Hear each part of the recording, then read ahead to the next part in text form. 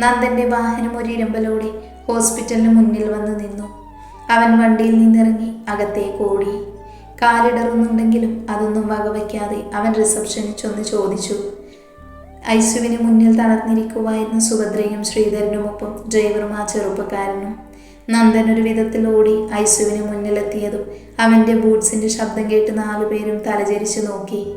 നന്ദ, മോനെ, എൻ്റെ മോള്. ശ്രീ കണ്ണീരോട് അവനെ നോക്കി. അവൻ്റെ കണ്ണുകളും നിറഞ്ഞിരുന്നു. എന്ത് പറഞ്ഞ് ആശ്വസിപ്പിക്കുമെന്നറിയാതെ നിന്നു പോയിരുന്നു അവൻ ആ നിമിഷം. ഒരു നിമിഷം അവൾക്കൊരു ഈ പാപം അച്ഛനെയും അമ്മയെയും ഓർത്തുണ്ടായിരുന്നു എന്നോർക്കെ അവന് വല്ലാത്ത ദേഷ്യം തോന്നിപ്പോയി അവളോട്.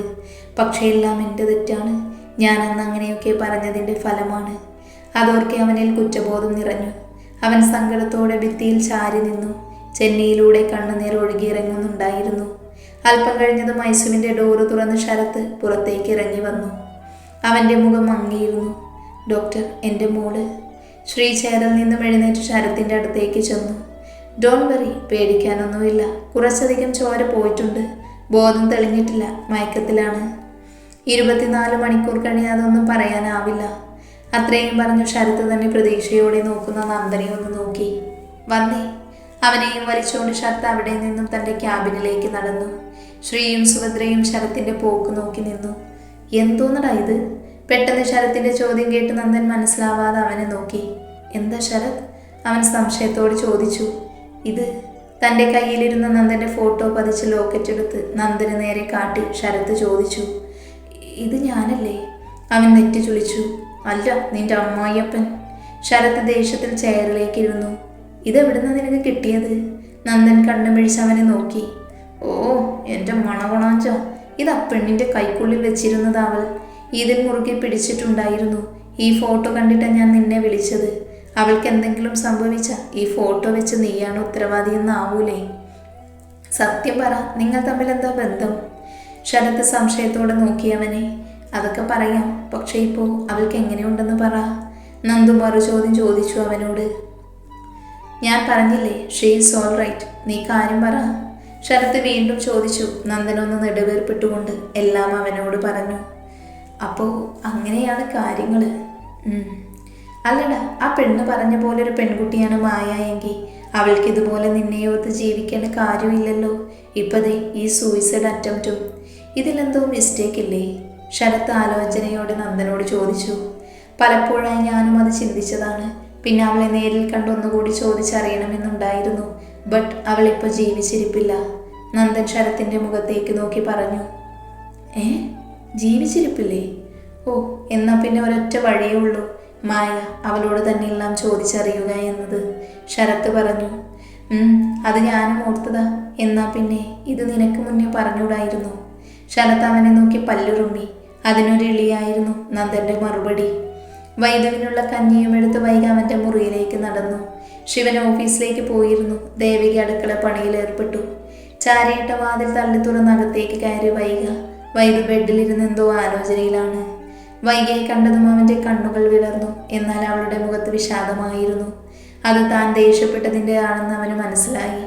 അവൻ കയ്യും കെട്ടി അവളെ തന്നെ നോക്കിയിരുന്നു. അവൾ കഞ്ഞി ടേബിളിൽ വെച്ച് അവൻ്റെ മുഖത്തേക്ക് നോക്കി.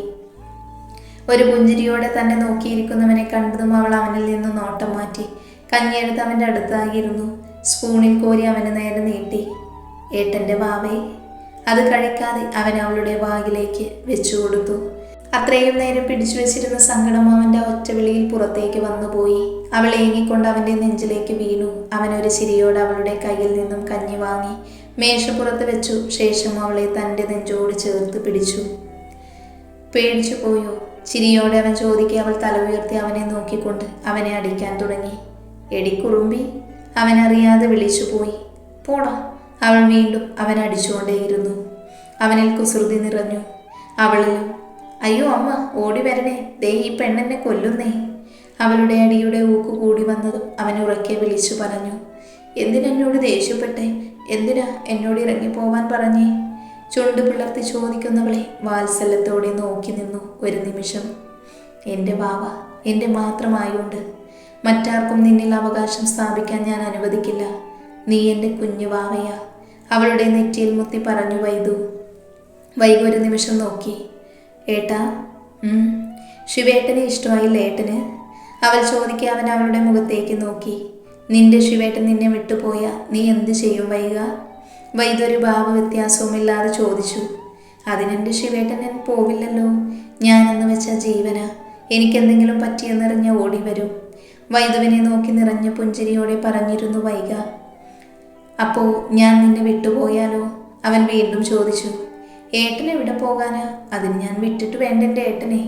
അവൻ്റെ കവിളിൽ മുത്തി അവൾ ചോദിക്കെ അവൻ്റെ കണ്ണുകൾ നിറഞ്ഞിരുന്നു ആ നിമിഷം. അപ്പോ ഞാൻ പറഞ്ഞ എന്തും കേൾക്കൂ മോള്? അവൻ വീണ്ടും ചോദിച്ചു. കേൾക്കുമല്ലോ. പെട്ടെന്നൊന്നും ചിന്തിക്കാതെ അവൾ പറഞ്ഞതും വൈദ്യുവിൻ്റെ കണ്ണുകൾ തിളങ്ങി. എന്നാ നീ നിന്റെ ശിവേട്ടനെ ഉപേക്ഷിക്കുക. എന്നിട്ട് എൻ്റെ ഒപ്പം ഇവിടെ നിൽക്കാൻ പറ്റുമോ? കണ്ണു വിടർത്തിയവൻ ചോദിച്ചതും അവൾ ഞെട്ടലോട് അവനെ നോക്കി. ഏട്ടാ? എന്തേ, പറ്റില്ലേ?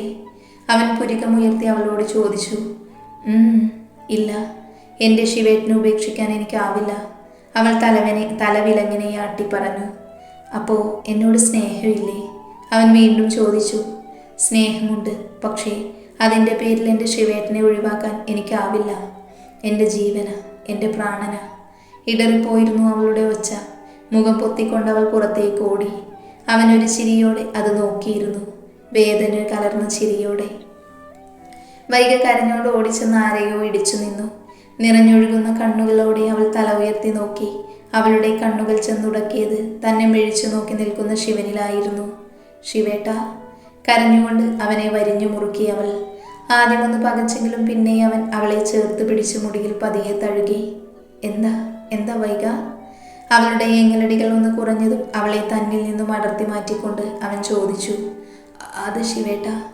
വൈദ്യു പറഞ്ഞത് അറിഞ്ഞാൽ ശിവന്റെ പ്രതികരണം ഓർത്തവൾ എന്തു പറയണമെന്നറിയാതെ ആലോചിച്ചു നിന്നു. അടുത്ത നിമിഷം അവൾ വായുവിൽ ഉയർന്നു പൊങ്ങി. മിഴിച്ചുകൊണ്ട് നോക്കവെയാണ് മനസ്സിലായത്. ആ സുരക്ഷിതത്വത്തിൽ അവൾ ആശ്വാസത്തോടെ ആ നെഞ്ചോട് ചേർന്നിരുന്നു. അവളെയും കൊണ്ട് മുറിയിൽ കയറി കാലുകൊണ്ട് വാതിലടച്ച് ശിവൻ അവളെ ബെഡിലേക്ക് ഇരുത്തി. വൈകം മിഴിച്ചു നോക്കി അവനെ. ശേഷം അവൻ തൻ്റെ ടൈ അഴിച്ചു മാറ്റി ഷർട്ടിൻ്റെ ആദ്യത്തെ 2 ബട്ടൺ അഴിച്ചിട്ടുകൊണ്ട് ബെഡിൽ അവളുടെ അടുത്തായിരുന്നു. ഇനി പറ, എന്തിനാ എൻ്റെ ബേബി ഡോൾ കരഞ്ഞേ?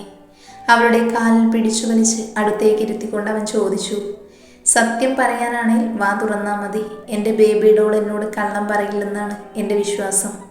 അവൾ എന്തോ പറയാൻ വന്നതും അവൻ അവളുടെ വാ പൊത്തി.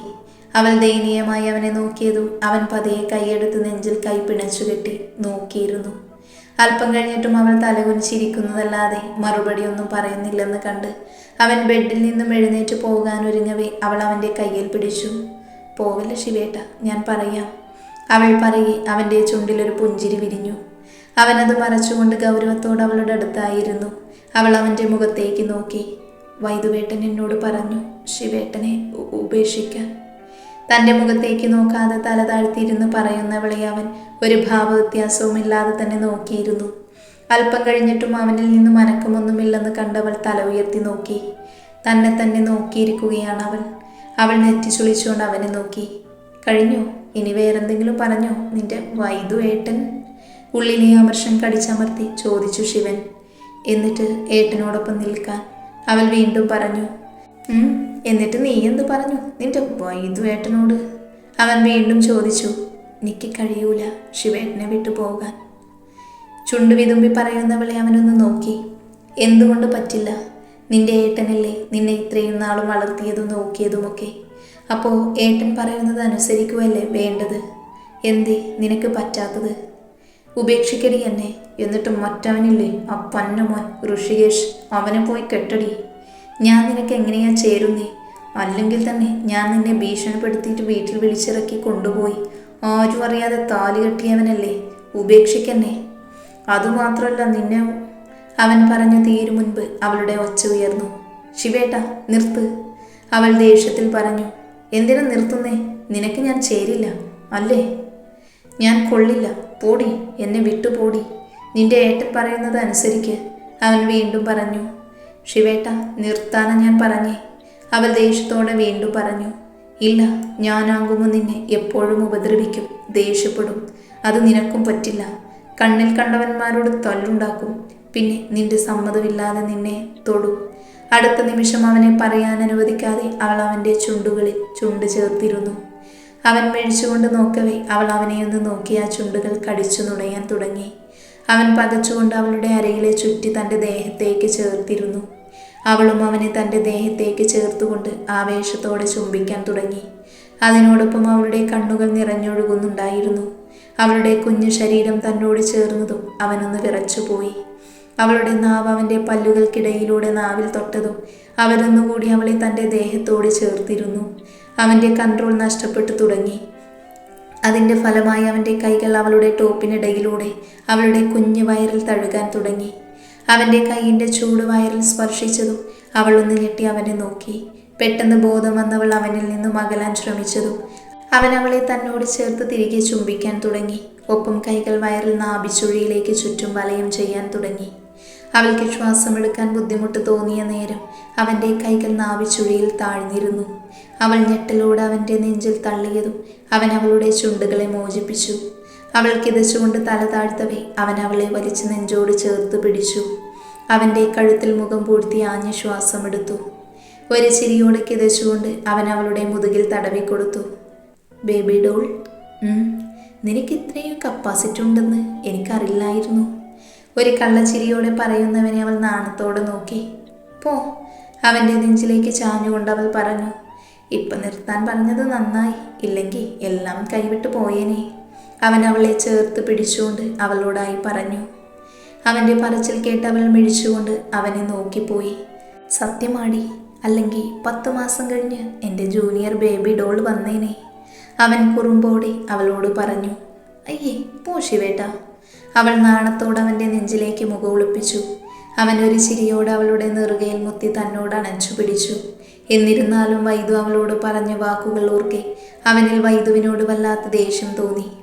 വൈകാതെ അവളെ ഇവിടെ നിന്നും കൊണ്ടുപോകണമെന്ന് അവൻ മനസ്സിൽ തീരുമാനമെടുത്തിരുന്നു. ആ സമയം